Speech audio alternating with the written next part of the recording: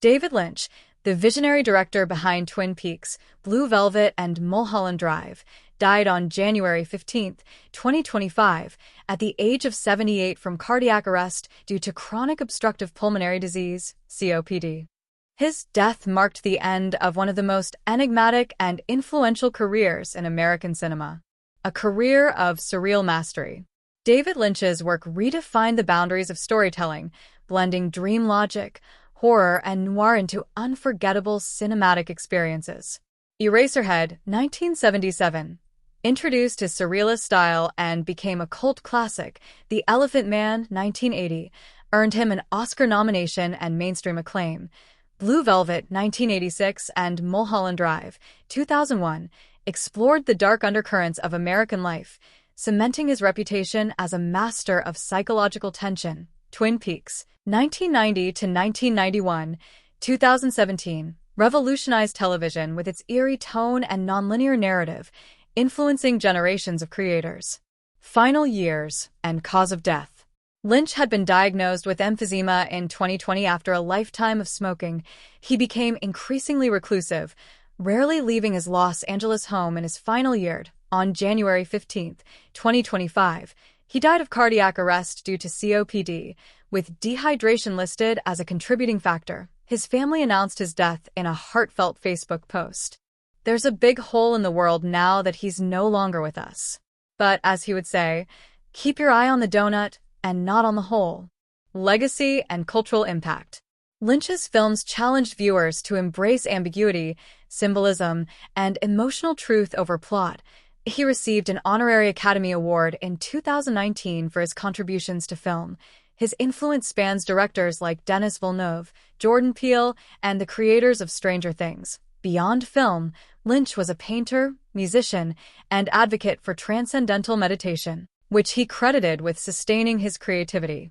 David Lynch's death is not just the loss of a director, it is the farewell to a creative force who reshaped the language of cinema. His work invites us to look deeper, question reality, and embrace the mystery. David Lynch taught us that the most powerful stories are the ones that don't explain themselves. Sam Moore, soul music pioneer and voice of a generation, has passed away. Sam Moore, the legendary soul singer best known as one half of the iconic duo Sam and Dave, died in January 2025 at the age of 89. His passing from natural causes following age-related health decline marks the end of a voice that helped define the sound of American soul music. His family released a statement. Sam Moore's voice was a gift to the world. He sang with heart, grit, and joy, and he never stopped believing in the power of music to bring people together. Career highlights.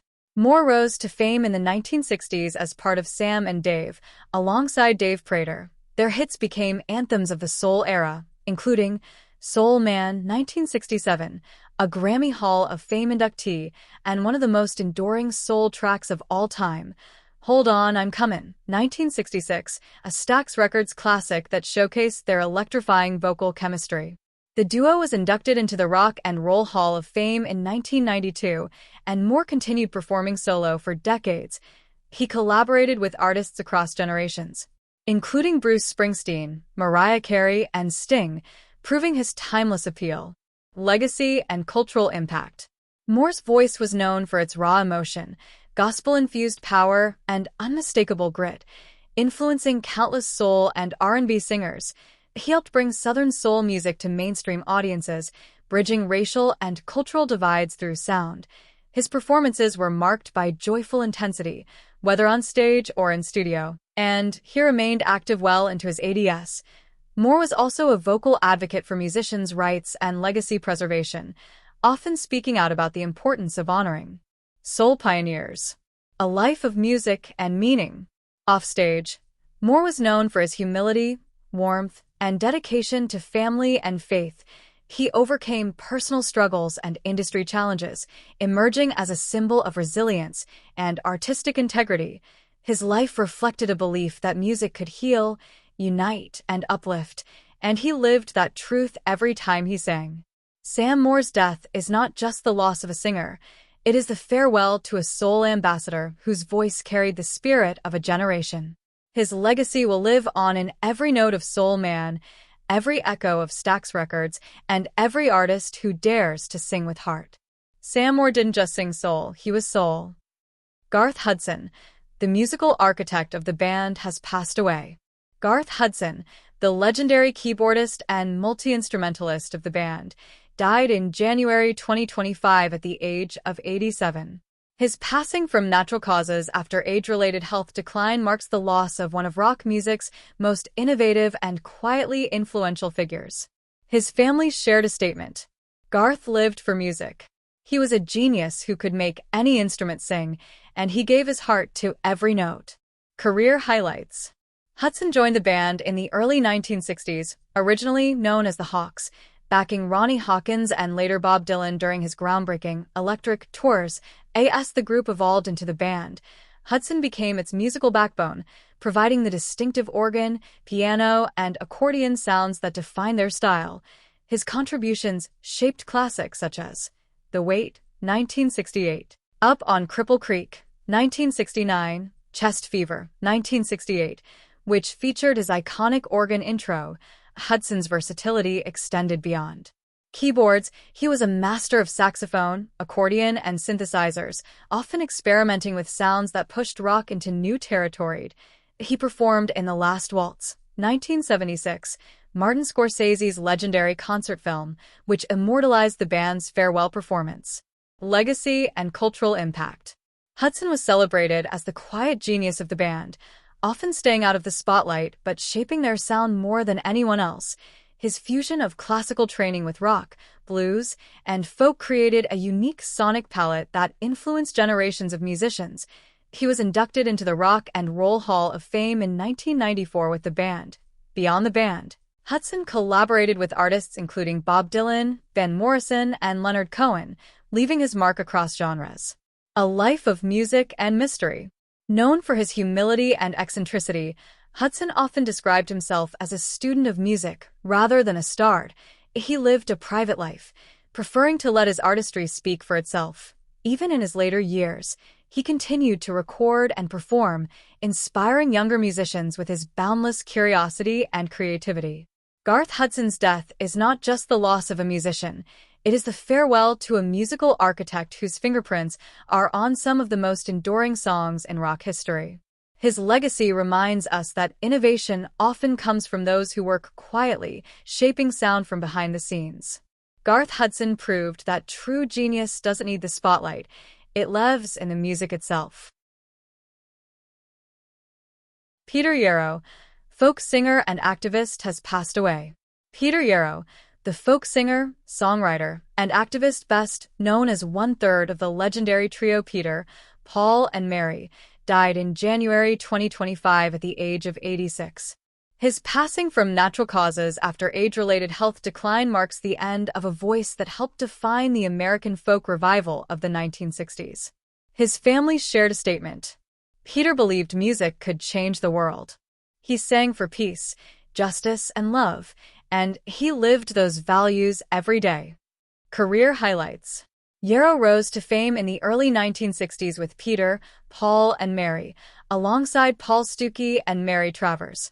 The trio became one of the most influential folk groups of their era, with hits including Puff, The Magic Dragon, 1963, Coriton by Yarrow, which became a timeless children's classic, If I Had a Hammer, and Blowin' in the Wind, songs that carried the spirit of the civil rights movement. Leaving on a Jet Plane, which topped the charts in 1969, their music was not only commercially successful, but also deeply tied to the social and political movements of the time.